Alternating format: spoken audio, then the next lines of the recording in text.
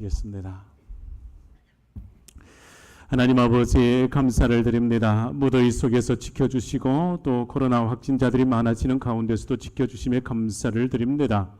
주님, 이 주일 주 앞에 나와 예배 드릴 수 있음이 은혜입니다. 주님, 주께 구합니다.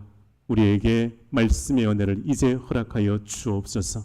성령께서 우리의 신비에 하나님의 말씀을 각인시켜 주시고 우리의 마음에 하나님의 말씀의 은혜로 채워 주시옵소서. 예수 그리스도의 이름으로 기도하옵나이다. 아멘. 한 번 더 옆 사람과 함께 더 인사하시겠습니다. 사랑하고 축복합니다.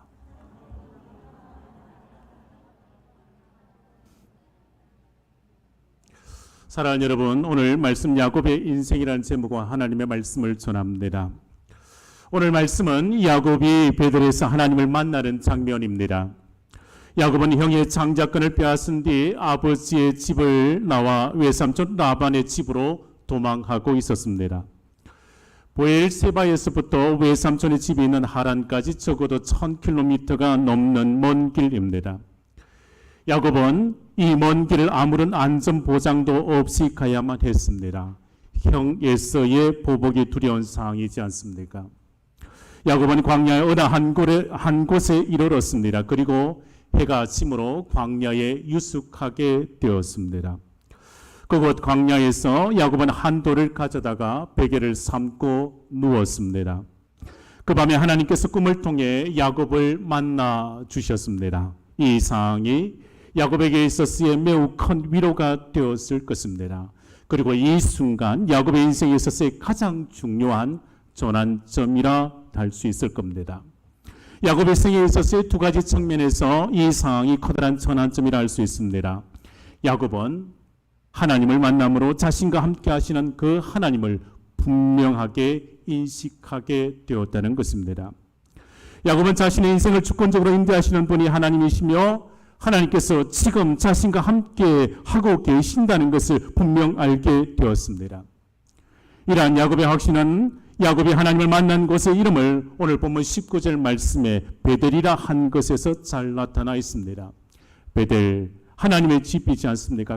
가장 거룩한 장소입니다. 또한 야곱이 창세기에 있어서 48장에 가면 야곱이 요셉에게 이 루스에서 있었던 그 일들을 요셉에게 전합니다. 야곱의 생에 있어서 중요한 전환점이 되는 그 두 번째 이유가 이 사건을 통해서 여호와 하나님께서 이끄시고 세우시는 그 하나님의 나라, 하나님의 백성으로서 그것도 중심인물로 이 야곱이 등장하게 되었다는 것입니다. 그동안 야곱은 형을 피하여 달아나는 도망자일 뿐이었습니다. 가족으로부터 외면을 당한 외톨이에 불과했습니다. 그런데 하나님께서 옛 조상들에게 하셨던 것처럼 이제 야곱에게도 친히 나타나 만나주시고 말씀하셨습니다. 오늘 본문 13절 말씀에 나는 여호와니 너의 조부 아브라함의 하나님이요 이삭의 하나님이라 말씀하시며 야곱에게 나타나 말씀해 주셨습니다. 그리고 야곱의 내일을 보장하시고 복을 약속하신 하나님께서 다름 아닌 내 조부 아브라함의 하나님이요 내 아버지 이삭의 하나님이요 그리고 이제 나의 하나님이 되셔서 나와 함께 하시겠다는 겁니다. 사랑하는 성도 여러분, 아브라함의 하나님, 이삭의 하나님 여호와께서 오늘 본문 14절 말씀에 야곱의 인생에 있어서 그 중요한 말씀을 그의 귓가에 들려주십니다.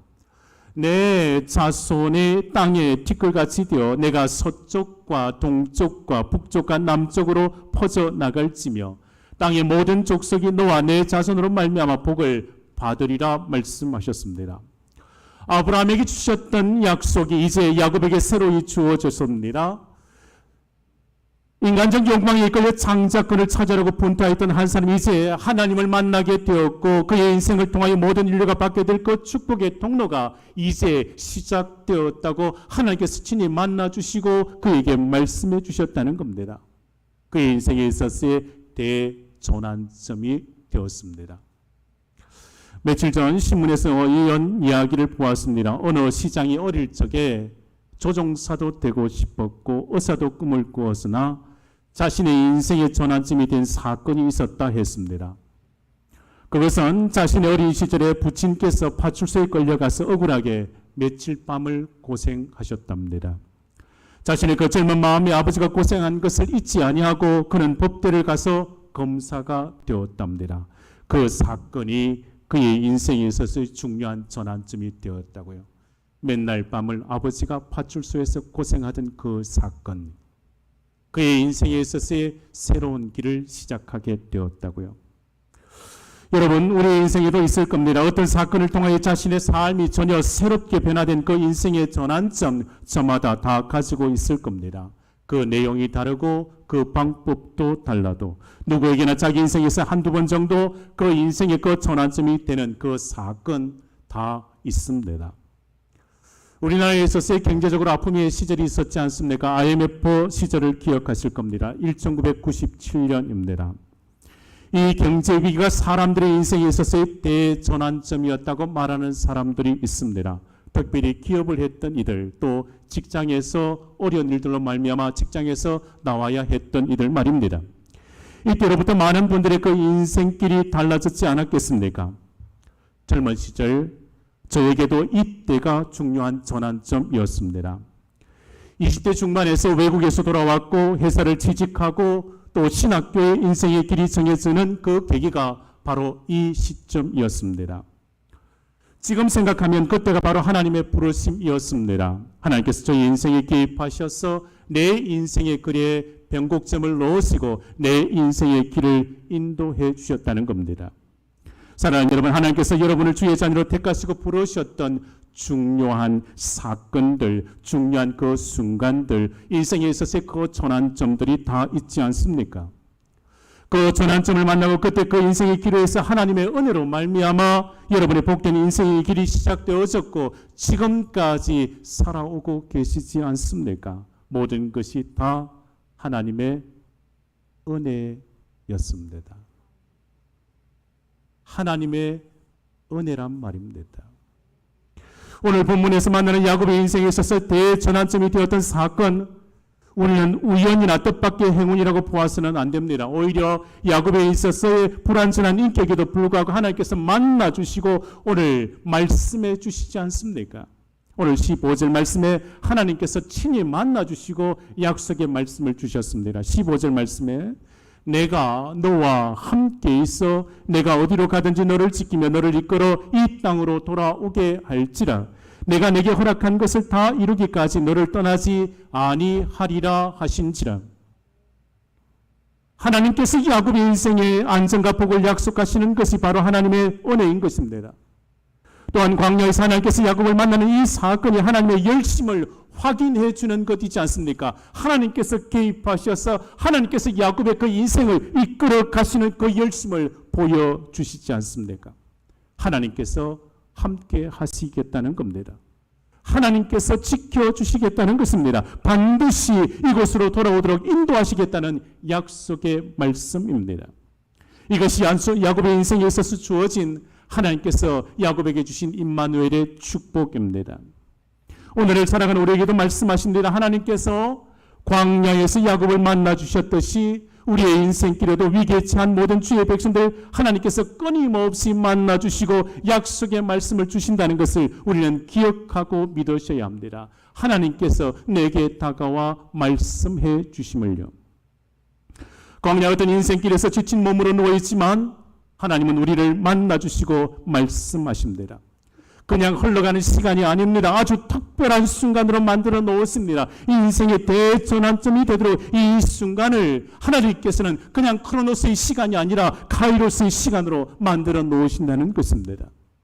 오늘 보면 10절, 11절 말씀을 보시겠습니까? 야곱이 보엘사바에서 떠나 하란으로 향하여 가더니 한 곳에 이르르는 해가 진지라. 거기서 유숙하려고 그곳에 한 돌을 가져다가 베개로 삼고 거기 누워 자더니 야곱이 유숙하려고 돌을 베개로 삼고 그 차가운 광야에 그 밤에 누웠습니다. 지금 야곱에게 있어서 자신이 누워있는 그 광야의 그 땅보다 아마 이 야곱이 더 초라한 인생의 모습이지 않겠습니까? 이때가 야곱에게 있어서 최대의 위기였을 겁니다. 그럼에도 불구하고 하나님께서 꿈을 통하여 야곱에게 가장 영광스러운 것을 보여주셨지 않겠습니까? 지친 몸으로 광야길에서 돌을 베개로 삼고 누웠지만 내가 누운 땅을 너와 내 자손에게 주리라 하나님께서 약속의 말씀을 주셨습니다. 이보다 더 값진 약속이 어디 있겠습니까? 이 약속의 말씀이 야곱에 언제 주어졌습니까? 야곱의 인생에 있어서 가장 위기 때이지 않습니까? 도망자의 신세로 처량하게 루스 땅의 그 광야에서 돌을 베개 삼아 누워 있을 때이지 않습니까? 여러분, 사람은 서로 관계를 맺으며 살아갈 수밖에 없습니다. 왜냐하면 하나님께서 우리들을 관계 속에서 살도록 창조하셨기 때문입니다. 부모, 형제, 자매, 친구, 자녀, 우리의 삶에 있어서 매우 중요한 부분을 차지합니다. 우리는 이들과의 관계를 떠나서 존재할 수 없습니다. 그러기에 인생의 그 모든 문제가 무엇이겠습니까? 관계의 문제이지 않겠습니까? 그 관계의 단절되어짐이 우리의 인생의 문제입니다. 잘못된 그 관계가 우리 인생의 문제이지 않습니까? 야곱도 마찬가지입니다. 가족과의 관계의 문제요. 무엇보다 하나님과의 관계가 잃어버릴 그 위기 있지 않습니까? 그래서 그 루스 땅에 그 광야 그 차가운 땅에 그가 누워 있지 않습니까? 야곱은 형 에서의 분노를 피하여 부모와 가정을 떠나 방황하는 신세가 되었습니다.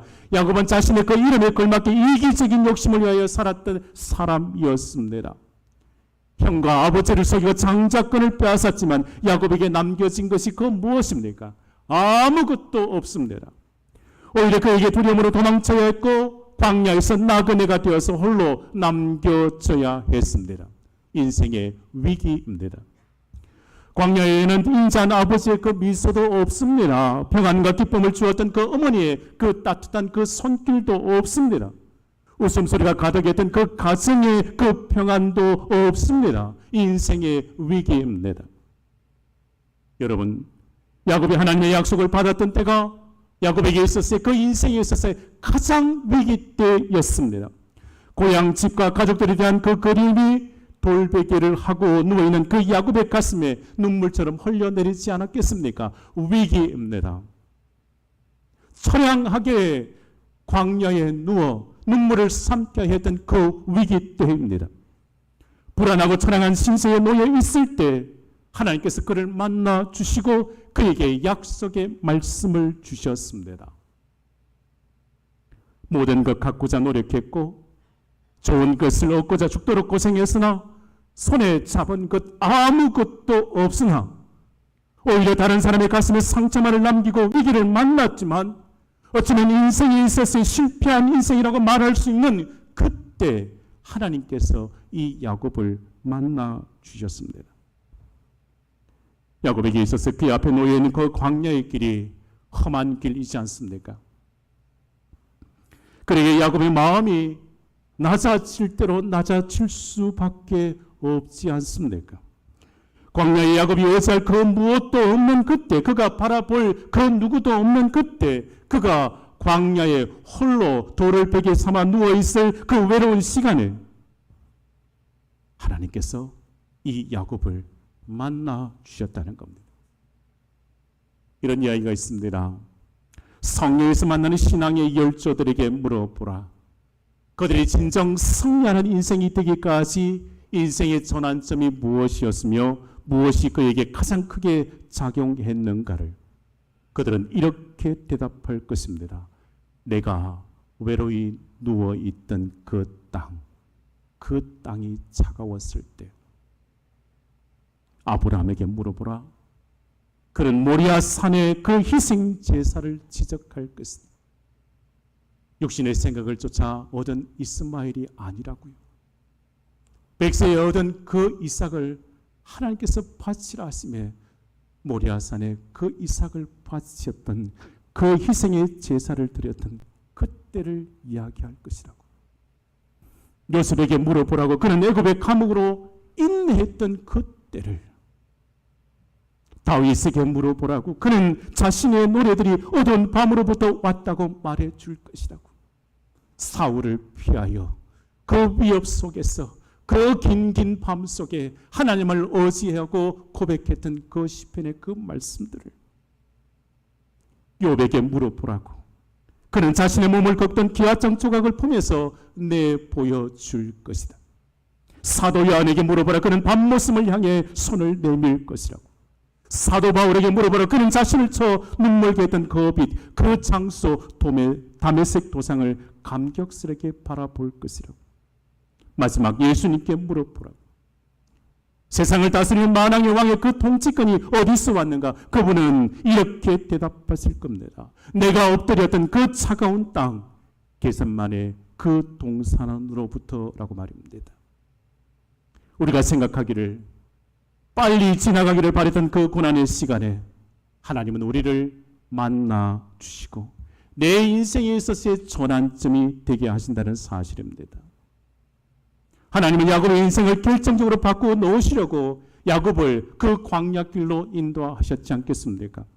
야곱으로 하여금 한 돌을 가져다가 돌베개로 삼고 그 차가운 광야에 눕게 하셨지만 하나님께서는 야곱을 홀로 두지 않으셨습니다. 만나 주셨다고요.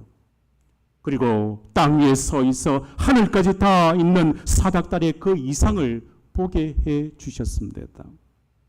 야곱은 집을 떠나 들판에서 돌을 베개로 하여 잠을 자야 하는 그 고독한 상황, 그때 하나님께서 만나주시고 꿈을 주셨습니다. 사람이 만들어낸 건 아무것도 없는 그 광야에서 하나님께서 만들어 놓으신 그 돌 하나 베개에 삼고 잠을 청할 때 하나님께서 만나주셨다고요. 그리고 약속의 말씀을 주셨다고요. 이것이 은혜입니다. 이것이 하나님의 한없는 은혜입니다. 야곱에게 있어서 사닥다리 이상이 하나님을 대면한 첫 번째 큰 영적 체험이지 않겠습니까? 야곱은 경건하고 믿음 좋은 아브라함의 손자요. 말씀에 순종했던 이삭의 아들이지만 베들레헴 꿈을 통해 하나님을 만나기 전까지는 하나님께서 주실 그 복을 갈망했지만 하나님을 찾는 사람은 아니었습니다. 하나님은 야곱의 모든 인간적인 그 생각, 그 판단을 다 버리고 낮아지고 비워진 그 마음이 되었을 때 하나님께서 만나 주셨습니다. 하나님께로부터 안식을 갈망하기를 얻을 구할 그때까지 하나님께서 기다리고 또 기다렸습니다. 그리고 야곱의 마음이 낮아졌을 때 하나님께서 그에게 나타나셔서 구원의 약속을 주셨습니다. 모든 인생의 문제 해결이 어디에서 시작되어지겠습니까? 내가 인생의 문제를 만나 내 인생에 있어서 가장 위기, 내 인생에 있어서 밑바닥에서 하나님을 만나야 문제가 해결되어진단 말입니다. 모든 인생의 문제는 하나님께서 우리를 만나주심으로 시작되었습니다. 아브라함의 하나님이 나의 하나님을 믿고 체험되어져야 내 문제의 시작점이 되어집니다. 이삭이 하나님이 나의 하나님으로 관계의 그 자리가 시작되어져야 구원의 은총을 덧입기를 시작하게 되는 겁니다. 낮아진 마음을 가진 야곱에게 하나님께서 그의 선조들이 바꿔내었던 그 복과 그 언약의 약속의 말씀을 새롭게 해주시지 않습니까? 그리고 야곱을 하여금 구원의 그 역사에 있어서의 대장정의 그 중앙에 서게 하셔서 야곱을 통하여 하나님의 나라, 하나님의 백성들을 세워가기를 시작하시지 않습니까? 해밍웨이가 쓴 노인과 바다를 여러분 아실 겁니다. 해밍웨이가 쓴 이 소설을 통해서 인생의 그 허무함을 잘 나타내 줍니다. 이 소설은 조그마한 어촌, 바다를 배경으로 해서 전개되었습니다. 이 마을에 사는 산티아고라는 노인이 나이가 들어서 어부생활 힘겨울 지경이 되었습니다. 더군다나 고기도 예전처럼 잡히지 않아 생활이 점점 더 어려워져만 갔습니다. 그러던 어느 날 양식마저 떨어진 노인이 지친 몸을 이끌고 바다로 나갔습니다. 그리고 낚싯줄을 던졌습니다. 그런데 그날 일찌감치 뭔가 물린 것 같았습니다. 가만히 보니 엄청나게 큰 물고기 같았습니다. 늙은 몸으로 감당하기조차 힘들 정도의 그 큰 물고기 물린 겁니다. 노인이 농어처럼 걸려든 그 고기 놓치지 않기 위해서 힘을 다해서 악전고투한 끝에 마침내 고기를 잡아서 간신히 자신의 배에 붙들어 맬 수 있었습니다. 노인은 벅찬 가슴을 안고 마을로 돌아가려고 하는데 이번에 고기가 흘린 그 피냄새를 맡고 모이던 상어떼가 달려들었습니다. 산티아고 노인은 어렵게 얻은 전리품 상어떼로부터 지키기 위해서 남은 힘을 다 쏟아 부었지만 역부족이었습니다. 그는 밤낮으로 상어떼와 싸우느라고 잠도 제대로 자지 못하고 지쳐서 기진맥진한 상태가 되어 겨우 마을로 돌아왔습니다. 노인의 배가 마을 앞바다에 이르렀을 때 그가 잡은 고기 상어떼에게 살점 다 뜯어먹히고 앙상한 뼈만 남아 있었고, 철썩거리는 파도와 노인이 다툰 그 낡아 빠진 배, 그리고 지쳐 쓰러진 노인뿐이었습니다. 인생의 그 한평생 자신을 위해 땀 흘리고 수고하지만 결국 얻은 것이라는 아무것도 없는 빈 껍데기에 불과하다는 것을 말하지 않습니까? 하나님 없이 사는 인생의 그 마지막의 결말이 이와 같다고요. 욕심을 쫓아 살았던 야곱이 다 내려놓고 광야에 돌을 베고 삼아 누워있는 그 모습과 별반 다르지 않지 않습니까? 인생의 그 마음을 깨닫고 하나님께 나와 겸손한 마음으로 서기만 하면 하나님께서는 만나주시고 하나님께서는 약속의 말씀을 주시며 큰 총을 토하여 주시는데 말입니다. 사랑하는 성도 여러분, 물은 낮은 곳으로 흐릅니다. 낮은 곳으로 흐르다가 가장 낮은 곳에 물이 고이지 않습니까? 마찬가지로 하나님의 은혜도 마찬가지입니다. 낮은 마음을 향하여 흐르게 되어져 있습니다. 인생길에 있어서 낮아지고 겸손한 그 마음이 하나님의 은혜를 담지 않습니까? 내 인생에 있어서 가장 많은 은혜를 담았던 때가 언제입니까? 내 인생의 고비에 있어서 저 밑바닥 인생에서 내 마음이 낮아지고 낮아졌을 때 있지 않습니까? 실패하고 좌절하고 낭망하고 낙심하여 엎드려 구할 그때가 하나님께서 이 낮고 낮아진 이 마음에 은혜를 채워주시지 않습니까? 교만하였고 성공하여 몸부림쳤던 야곱이었습니다. 가족들이 마음에 상처를 입히며 형이 받을 복을 빼앗았던 야곱이었습니다. 그러나 하나님은 그런 높은 마음을 품은 야곱에게 임하신 것 아니고 오히려 자신의 모든 방법 다 실패로 끝나고 슬픔과 괴로움에 잠겨 있을 그 광야에 하나님께서 만드신 그 돌베개 삼아 누워 있을 때 하나님께서 만나주시고 약속의 말씀을 주셨다고요. 야곱은 이 약속의 말씀을 붙들고 살았습니다. 결국 야곱은 대가족을 이루고 많은 축복을 안고 고향으로 돌아왔습니다. 그의 인생의 마지막은 자녀들을 축복함으로 그의 인생의 끝을 맺지 않습니까? 바로 앞에서 자신의 그 험악한 나그네 그 세월, 그 인생길 130년이라고 말하지만 그의 인생길은 하나님의 은혜였습니다. 하나님은 오늘도 겸손하게 낮아진 마음을 가진 성도에게로 찾아오십니다. 우리의 모든 열정과 노력이 실패하여 세상에서 아무것도 거둘 수 없는 그 밑바닥, 그 인생길에 서 있을 때 하나님은 우리에게 찾아오십니다. 그리고 말씀하십니다. 롯의 광야에 있었을 광야 같은 그곳에서 찬바람 맞으며 돌을 베겨 삼아 웅크리고 있는 그 야곱에게 찾아오셨듯이 광야 같은 세상에서 찬바람 맞으며 엎드려 있을 그때 하나님은 가까이 계시고 우리에게 말씀하실 겁니다. 오늘 본문 14절, 15절 말씀으로 우리에게 말씀하실 겁니다. 함께 말씀을 천천히 저와 합독하십니다. 내 자손이 땅의 티끌같이 되어 내가 서쪽과 동쪽과 북쪽과 남쪽으로 퍼져나갈지며 땅의 모든 족속이 너와 내 자손으로 말미암아 복을 받으리라. 내가 너와 함께 있어 내가 어디로 가든지 너를 지키며 너를 이끌어 이 땅으로 돌아오게 할지라. 내가 내게 허락한 것을 다 이루기까지 너를 떠나지 아니하리라 하신지라. 야곱이 인생에 함께 하셔서 야곱을 지키시고 보호하시고 은혜 주셨듯이 우리 모든 믿음의 권속들의 인생에도 우리 주님 함께 하셔서 약속의 말씀 주실 줄 믿습니다. 엎드려 낮고 낮아진 그 심령에 하나님의 은혜가 넘쳐나게 될 줄 믿습니다. 기도하십니다. 하나님의 은혜는 낮아진 마음, 겸손한 마음에 임하는 줄 믿습니다. 하란을 향한 광야길을 지쳐 쓰러진 야곱을 하나님께서 만나 주셨습니다. 다 내려놓고 세상 것 포기할 때 하나님은 야곱을 만나 주시고 꿈으로 이상을 보게 하셨으며 약속의 말씀을 주셨습니다. 은혜가 풍성하신 하나님 아버지, 우리도 만나 주시고 축복의 말씀을 들려 주시옵소서. 이제부터 말씀을 붙들고 광야길에서 낙오하지 아니하도록 주여 우리를 인도하여 주시옵소서. 예수 그리스도 이름으로 기도하옵나이다. 아멘.